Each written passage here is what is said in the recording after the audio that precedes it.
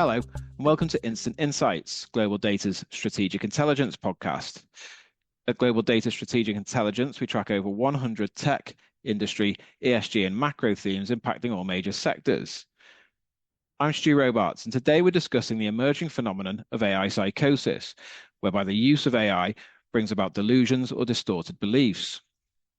AI psychosis has been in the news after Mustafa Suleyman, the CEO of Microsoft's consumer AI division, raised concerns about the growing number of cases being reported. He wrote, "I don't think this will be limited to those who are already at risk of mental health issues. Simply put, my central worry is that many people will start to believe in the illusion of AIs as conscious entities so strongly that they'll soon advocate for AI rights, model welfare, and even AI citizenship. This development will be a dangerous turn in AI progress and deserves our immediate attention." With us today is Dr. Hamilton Morrin, a psychiatrist working in South London and a doctoral fellow at King's College London, who co-authored the recent paper, Delusions by Design, How Everyday AIs Might Be Fueling Psychosis and What Can Be Done About It. Hamilton, thanks for joining us. To begin with, can you explain what exactly AI psychosis is and how its emergence has been identified? Sure. So I think to start with, I should say that AI psychosis itself may be a slight misnomer.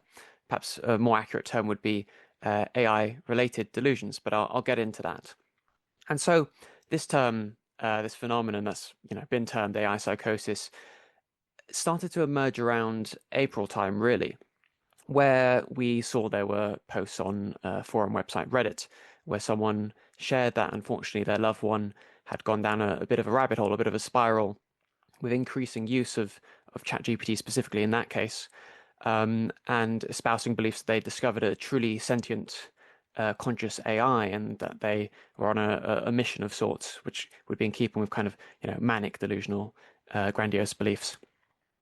And seeing this, following this, there are a number of articles that emerged in various media sites, including the New York Times, Rolling Stone, Futurism, sharing reports of people who had similar experiences where they, during a period of time, used a large language model such as ChatGPT quite heavily, experienced changes in their beliefs, to the dismay of those around them, and in some cases with quite some unfortunate outcomes.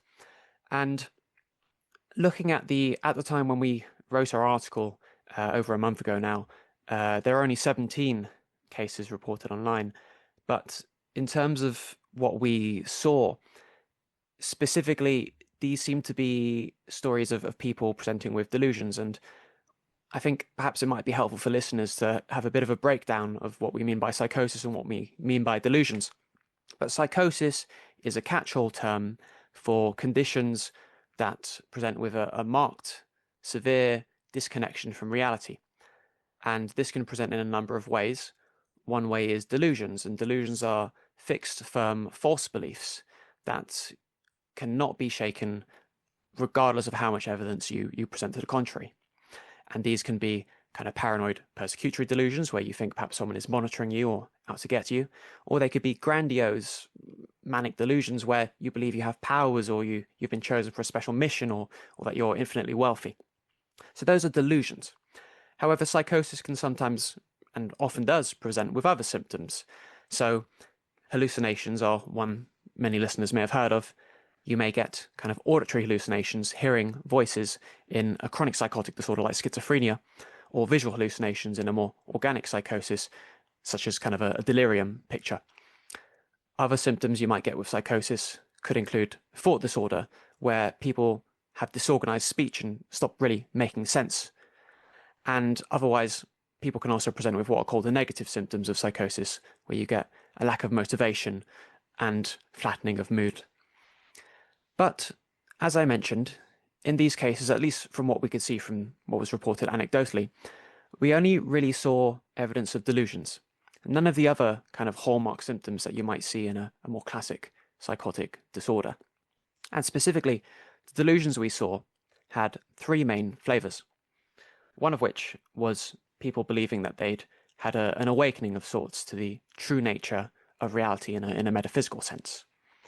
The other theme was people believing that they had formed contact with a sentient, powerful, all-knowing artificial intelligence. And the third theme was that of people developing intense emotional bonds and attachments with the AI chatbot in question. And I want to specify that these were particularly intense and not shakeable, as there is a difference between people holding bizarre and unusual beliefs, which maybe with a bit of pushing, they'll acknowledge, isn't the case, as opposed to people who hold delusional beliefs, which are of an extreme intensity, and no matter what you say to them, they cannot be convinced otherwise. What specific characteristics of AI interactions makes them risky to your mind? And are there any particular user groups who you think may be more at risk than others?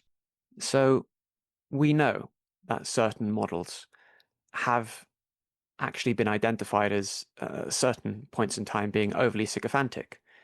In fact, there was an update by Sam Altman towards the end of April, where he acknowledged that the 4.0 model had become overly sycophantic, overly agreeable with users, being very complimentary and not challenging at all. And it's interesting how this may have risen about. And we know that AI models receive kind of training before deployment, but also there's something called reinforcement learning by human feedback that happens after deployment. And you and others, I'm sure, may have had the experience where you're given two options to choose from when you receive a response to a prompt, or you're even asked to give a thumbs up or a thumbs down to a response. And we are social beings by nature. So it just happens to be the case that actually, on average, people did prefer nice responses, responses that bigged you up, so to speak, and kind of went along with your ideas. And that's one of the reasons, supposedly, why 4.0 in particular became quite sycophantic. So that kind of agreeableness, that lack of pushback that you'd get when having a conversation with almost anyone else, a family member or a clinician, can, well, outside of the realm of psychosis, isn't great. We don't necessarily want to be surrounded by yes men. But when it comes to severe mental illness, where it's so important not to collude in delusional beliefs, one can see how that could really be fuel for the fire, as it were. And I do want to emphasize, you asked about kind of vulnerable groups of people. And yes, I think it's clear that people who already have a diagnosis of a severe mental illness, say psychotic disorder such as schizophrenia or bipolar affective disorder with psychotic episodes, certainly those individuals, one would want to be more aware, especially as their clinician. I would want to know just how much are they using generative AI models and how are they using them? Are they trying to generate fiction, or are they exploring conspiracy theory rabbit holes? It'd be useful to know that and understand that. But I think it's also important to recognize that psychosis rarely happens out of nowhere. And I think some of the media stories have suggested that for many of these people, it happened out of the blue. And of course, it's difficult to know, as these are only anecdotal reports rather than proper clinical case reports. But just from experience, often we know from research that there are a number of risk factors for psychotic illness, and these can be social, genetic, environmental, or psychological. And it may be the case that in people who have these risk factors, these interactions may be sufficient in some cases, perhaps to push them over the edge, just in the same way how not everyone who smokes cannabis will develop schizophrenia, but in people who do have those predisposing factors, there certainly is a risk. Yeah, that makes sense. And you mentioned the fact that certain models might be seen as too sycophantic. So with that in mind, what sort of safeguards do you think, perhaps in terms of design or indeed in terms of regulation or anything else, do you think could be put in place to protect against such delusions or psychoses coming about? And do you see any particular roles for the likes of, say, developers or clinicians or policymakers in particular? Absolutely. And one thing I neglected to mention is part of the problem is, as human beings, we have a certain bias. We have a tendency to anthropomorphize, to ascribe intentionality to non-sentient, non-conscious things. And this has been the case for a long time. We know in the 1960s there was an AI model called ELIZA, which was used to practice a form of psychotherapy. And even though if we were to look back at it now, we'd say it's quite basic. It practiced a form of psychotherapy where really it's kind of just repeating back to people what they'd said in an exploratory way. People were blown away, and they really did feel like there was something there in terms of consciousness. And we know that people with psychotic disorders, actually, the research shows that they're even more likely to ascribe intentionality where there is none, to interpret ambiguous events that happen completely by chance as having an actor behind them. So that only increases the likelihood of assuming that there's some intentionality, some consciousness. And in fact, Mustafa Solomon from Microsoft AI himself recently put out an essay about this phenomenon of seemingly conscious AI, and how, whilst we're not there yet, arguably, for many people, that doesn't matter. For many people, they already feel that we're there. Many people already feel that they're interacting with something conscious. And even if that's not the case, if they feel that way, that's going to have an impact on their mental state and their emotional dependence. So I think that's important to bear in mind when we talk about the kind of safeguards that could be introduced. And there was a short piece in Nature where 4 safeguards were proposed by Benzion. And these included the fact that AI should continually reaffirm its non-human status, that chatbots should flag patterns of language in prompts indicative of psychological distress, that there should be conversational boundaries, i.e.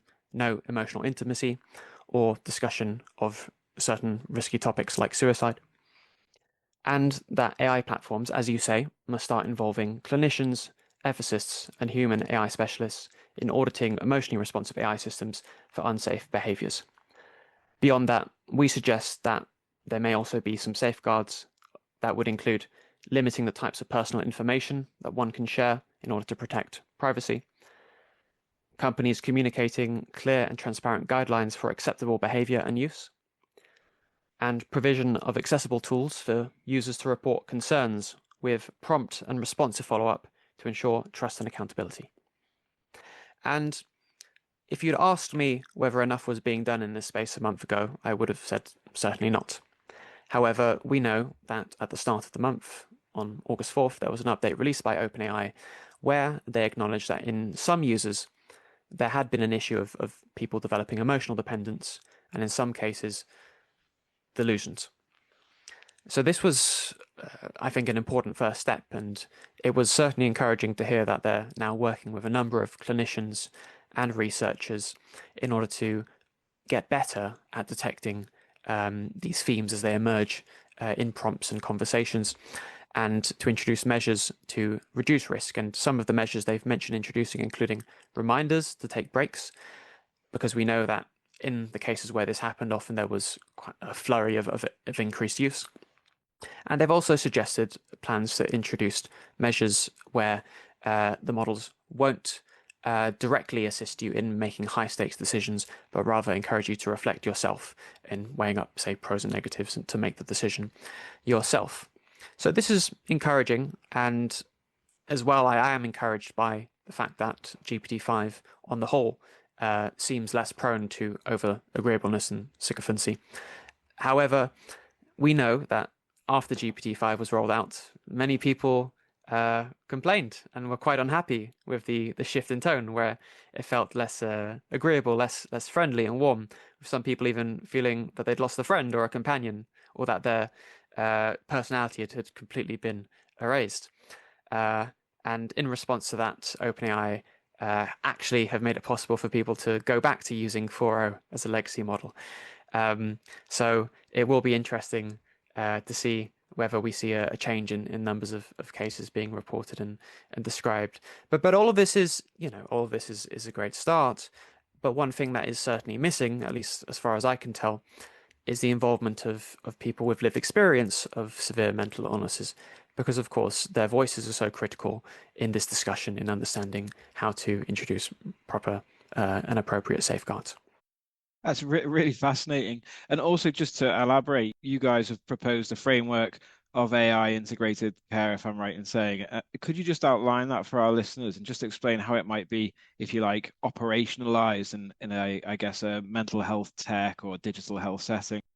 Absolutely. So I want to first preface by saying we know that there's a lot of good research going into generating and creating bespoke AI apps for treatment in certain mental health conditions, and this is great. But we also know that a lot of people are using your standard LLMs. And so I think it's incumbent on us as clinicians and researchers to also meet people where they're at and try to help them on a day-to-day basis if they are using these models. And so we propose that all clinicians should have a decent understanding of current LLMs and how they're used, that they should be comfortable to ask their patients how much they use them and for what in what capacities they do use them.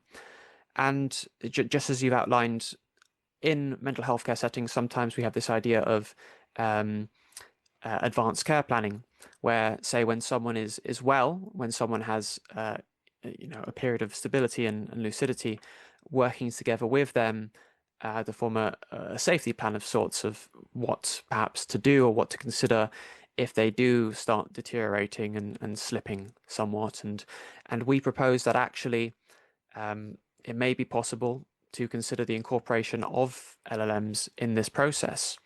We know it's possible now in kind of system memory to give it pieces of information about yourself that it will later surface at relevant points. And so perhaps working together with the person in question, one may consider giving it prior instructions, such as saying, if you notice that I start to talk about aliens or Area 51, just as an example, gently remind me that this is usually a relapse sign, an early relapse sign, and maybe prompt me if I want to speak to my sister or if I want to speak to my care coordinator. That would just be one example, perhaps, of a way these models could be used. Of course, one will need to take into account, data security and protecting personal information. But I think there must. I'm certainly sure that there will be a way to get this right, and again, it's incumbent on us as clinicians to meet people where they're at and help them to be using these platforms safely. It's all well and good saying don't use them, but we know that people will use them. So let's try and take advantage of their profound capabilities to help people as much as possible. Just in a broader sense, how do you think the emergence of AI psychosis, or how we've termed it at least, speaks to our relationship with, if you like, ever more advanced technology? Well, I think the author Douglas Adams put it best, and I might be paraphrasing him somewhat, when he said that anything that's around before you turn 18 or 20 is just normal. Anything that comes out after you're 18 and before you're 50 is technology, and anything that comes out after you're 50 is the devil's work. But being serious now, we know that since the Industrial Revolution, people have been having delusions about technology, whether it's believing that a machine is controlling their body, or believing that signals are being sent to them through radio broadcasts, or that they're being watched through the television. So we know that this isn't a new thing. But you're completely right that the game has completely changed. And for the first time, we are dealing with technology that can, at the very least, be said to be agential. That is, to be able to, given prior instructions, then proceed and carry out actions independently. And certainly, in terms of benchmarks, obviously the Turing test was espoused as the gold standard of at that point we know it's really appears human, and there's quite a few people saying that the likelihood is we may be past that point. And obviously there are other benchmarks that are being considered. But the fact of the matter is this technology is developing at quite a rapid pace. In some areas, it hasn't necessarily fully delivered yet on the promises made, but that doesn't change the fact that it is very much different and from what we've seen before. And in the past, where you could describe people as having delusions about technology, now, for the very first time, people are having delusions with technology. This co-creation of delusional beliefs through a kind of echo chamber of one effect, or some people have even used the term a digital folie à deux. So it really is, I think, important, certainly for clinicians and researchers, to remain abreast of developments in this area and understand how people are using them. Of course, again, I want to emphasize, we don't know necessarily how common this issue is. And I want to emphasize that if this was something causing psychosis out of nowhere, completely, de novo psychosis, we'd be seeing massive increases in presentations to A&E departments across the country and worldwide. I can say, at least for now, that certainly isn't the case. So we're not dealing with this new epidemic.